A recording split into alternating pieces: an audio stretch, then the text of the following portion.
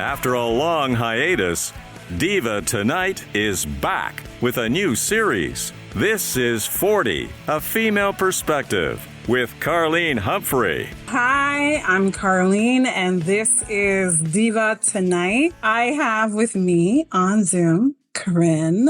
We've known each other for a little while, and we're talking about a milestone, like turning 40, but also, why don't you tell the listeners about you, what you do, like your career? Well, I am an official mermaid, as you can see behind me.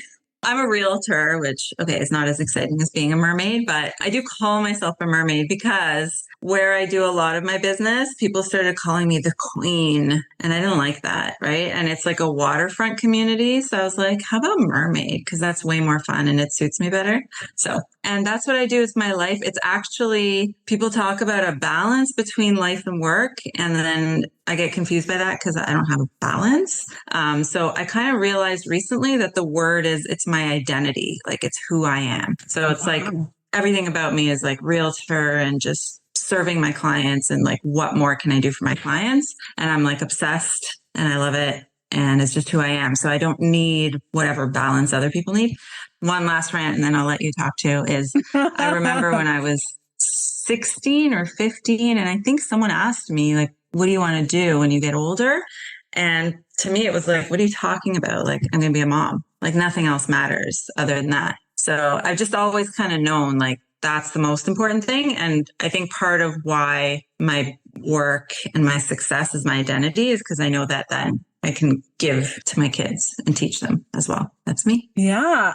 I don't know if the average 16-year-old will say, I want to be a mom. What did your mom do for a living? So my mom is a software engineer. She worked really hard for us because it was just her and then my brother and myself. And so it's partly that, like I saw her work really hard. And I knew also about my grandmother, her mom, that worked really hard. And then my paternal grandmother also worked really hard. So I had good role models in that sense. Yeah, it's just like go and work for it is just kind of how I've always been, what my brain has always done. Yeah, I think it's the family instinct. So if you have siblings, right? I do. So it's not that complicated, but it kind of is. So my mom and dad had me and my brother. So we're 4 years apart. And then my parents split. It's all good. My dad remarried. And so I have 2 more siblings there. I have a sister that's 11 years younger and a brother that's 16 years younger. And then my mom remarried way later. And so I have another baby sister who's not a baby. She would not like to hear me call her that, but she is. She's my sister. She's 20 years younger. So there's kind of 5 of us. And I remember when my 11 years younger sister was 5 and I was tucking her into bed one night and she said to me, are you my half sister? Somebody must have said that to her. And I looked at her and I went, no, like I'm your sister. It doesn't, and I think you can relate to that too, right? It's like your sister's your sister. So technically there's 5 of us, 5, one hand. Including yourself? The 3 kids. Right? Yeah, so yourself? 5. So me and my brother and then 2 more and 1 more. Yeah. Yeah. So I have 5. There's 5 of us and I have 4 sisters, but I never talk about my dad's side, which is so complicated. It's like my dad has several kids. And so when people ask me that question, I don't really dig deep into it, but it's one of those things where I guess it's notorious in the Caribbean. You know what I mean? So your mom has 5 girls? Yeah. And so, I'm getting into half siblings. So they're my half sisters because we have the same mom, different dad, right? But do you say that? No, unless someone people can already see because I'm like 100% black. Darker?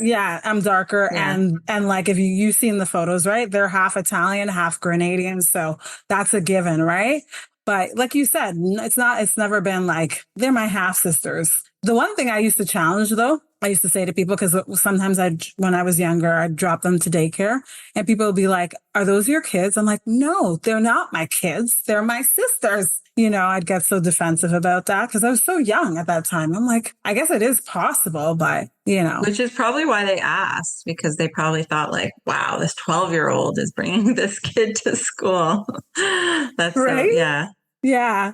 Nobody ever asked me. Nobody ever asked me if they were my kids. How old were you when you took them to when you were out with them? Well, when my sister was born, I would take her out with the stroller, I remember, and the neighbor's dog. So I would have been 12. No, I would have, 12, 13. I would have been out with her and a stroller and a dog.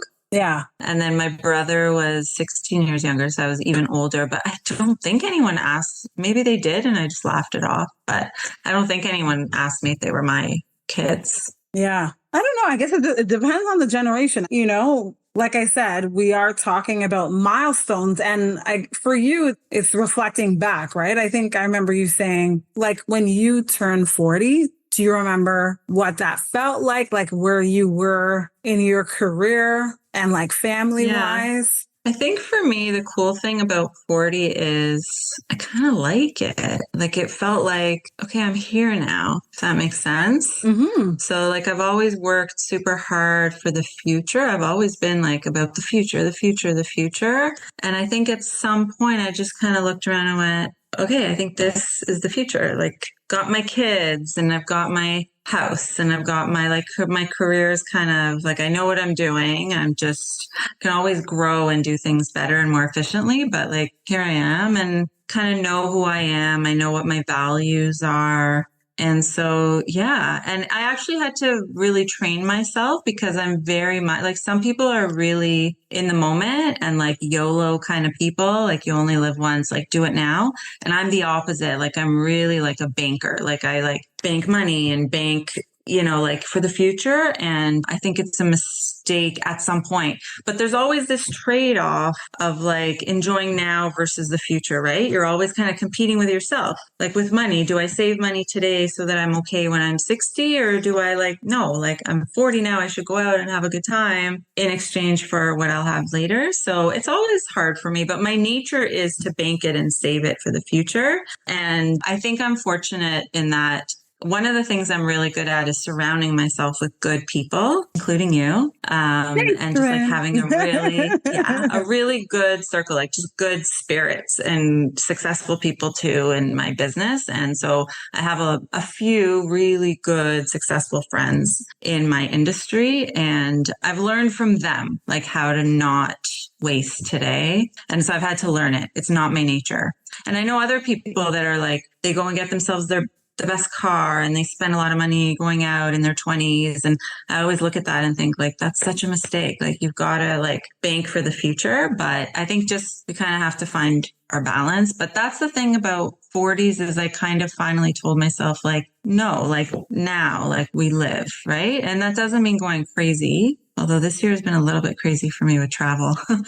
Okay, so clearly, I do well in real estate. Yeah, you're wait a minute, you're in Innisfil now, right? I go everywhere. I've never built. Friday Harbor's my baby. That's where I'm the mermaid, right? I have listings right now in I love Brampton. Friday Harbor. I want to go there. Take me to Friday Harbor, even though I can't come afford anytime. it. No, okay. come in. You can afford it. You come anytime. You come, we'll go to the French Cafe, but I have listings all over the GTA. So, but the thing is that I'm not really some people are into Gucci. What do Gucci make? Purses or something? I don't even know. Gucci, See, I don't even know. Prada. But my female friends make fun of me, right? They're oh, how do you not know these things? But I don't know because I've never really valued that. Watch Sex and the City. It will teach you a few things about the brands. I think if I didn't watch that show, I wouldn't have understood the whole, you got to have a Birkin, a Birkin is it's when you go to New York and you go to Macy's or you go to Tiffany's, it's a Birkin is, I think it's $1,500 for a Birkin or more. What is it? It's purse? It's a really high-end purse. I'm not doing that. Can I tell you something? Mm-hmm. I put bananas in my purse. Yeah. And then I forget my bananas.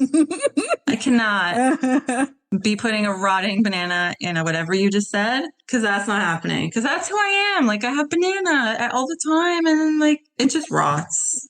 Or chocolate bars. I have chocolate bars in my purse. You don't want to look at my purse. Oh my gosh, is this being recorded? I'm telling you, I'm not.